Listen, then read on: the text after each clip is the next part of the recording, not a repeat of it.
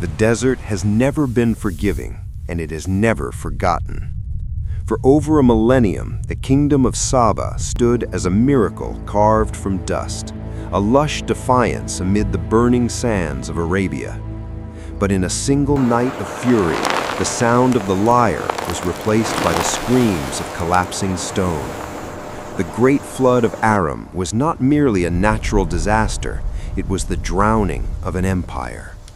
When the Marib Dam, the pride of kings, shuddered and finally yielded to the weight of the waters, it did more than sweep away fertile fields.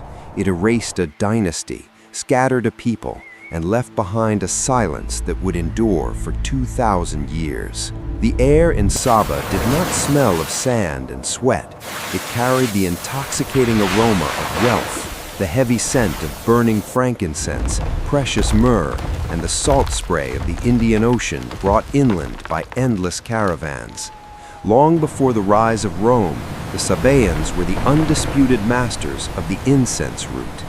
Their capital, Marib, was the heartbeat of the ancient world, a lush emerald defiance against the searing void of the empty quarter. These were the people of the legendary Queen of Sheba, a civilization so technologically advanced that they had tamed the sky and the earth. While neighboring tribes wandered the dunes in search of a single well, the Sabaeans had built an ocean in the middle of a wasteland. At the center of this prosperity stood the Great Dam of Marib, the eighth wonder of the ancient world. Built in the 8th century BCE, it was a feat of engineering that defied the logic of the era. It was a massive earthen wall, reinforced with sophisticated limestone masonry and a complex system of sluice gates that captured the seasonal monsoon rains from the high mountains. This was not merely a barrier, it was a life-giving machine. It spanned nearly 600 meters across the Wadi Adana, distributing water through a labyrinth of canals to the north and south gardens. Because of this dam, grain, grapes, and dates grew in such abundance that the Greeks and Romans named the region Arabia Felix, Happy Arabia. However, for 1,000 years, this prosperity fostered a dangerous hubris. The later kings of Saba began to view the dam as an eternal constant rather than a fragile masterpiece requiring constant vigilance. As the centuries rolled by, the social fabric began to fray. Internal tribal conflicts and the shifting of global trade routes towards the sea began to drain the royal coffers. Maintenance slowed. Silt began to rise behind the walls, exerting a silent, lethal pressure that the aging stones were never meant to endure. By the 6th century CE, the signs of decay were undeniable. Legend speaks of the Arim, the mountain rats, gnawing at the foundations, a chilling metaphor for the small, ignored weaknesses that lead to total ruin. The sky grew darker during the monsoon seasons, and the Wadi Adana began to swell with a fury that mirrored the political instability of the realm. The Sabaeans were living on borrowed time, dancing in gardens that were essentially the floor of a future sea. The final monsoon was approaching, not as a seasonal blessing, but as an executioner. The clouds that gathered over the Sarawak Mountains in that fateful year were not the familiar messengers of light, but a bruised purple shroud that blotted out the sun for days. In Marib, the air grew thick and heavy, a suffocating stillness that preceded the greatest upheaval in Arabian history. The rains began not as a drizzle, but as a relentless bombardment, a celestial hammer striking the parched peaks.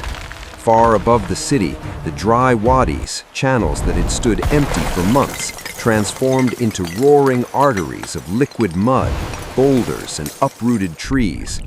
All this fury converged on a single point, the aging limestone face of the Great Dam of Marib. Inside the city, the elite of Saba perhaps watched the rising waters with a mixture of awe and suppressed dread. They had seen floods before. Their ancestors had built the dam to withstand the wrath of the Sale, but they had forgotten that the dam was now a hollowed titan. For decades, the vital maintenance of the sluice gates had been neglected due to civil strife between the Himyarite princes and the tribal leaders. The lead that bound the stones had been scavenged or weathered away, and the massive earthen core of the structure was saturated to the point of liquefaction. Then came the moment of the breach.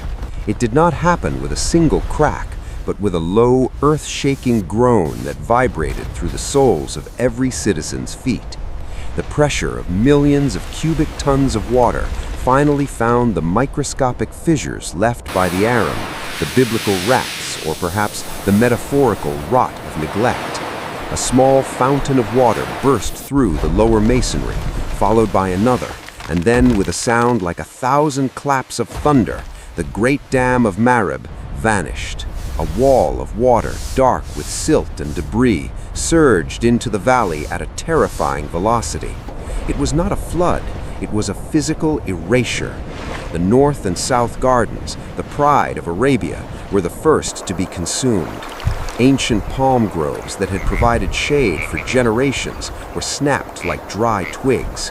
The intricate network of canals, the product of a millennium of engineering, was obliterated in seconds, filled with the very earth that had once nourished the crops. The water tore through the lower districts of the city, sweeping away the mud brick homes of the poor and the limestone villas of the merchants alike. The roar was so deafening that the screams of the dying were lost to the wind. In that single catastrophic hour, the geography of the region was permanently altered. The Great Dam, once the anchor of a civilization, lay in splintered ruins, and with its collapse, the backbone of the Sabaean economy snapped. Without the dam to regulate the monsoon surges, the once famed gardens turned into a graveyard of salt and sun-cracked mud. The irrigation systems were irreparable, and the delicate ecological balance that had sustained millions for centuries was shattered beyond recovery. What followed was one of the most significant migrations in human history. This was the Great Dispersion. Deprived of their livelihoods and facing certain starvation, the tribes of Saba, the Azd, the Tanuk, the Lakhm, and the Ghassan turned their backs on the skeletons of their palaces. They became a people of the wind, trekking northward in massive caravans that stretched across the horizon.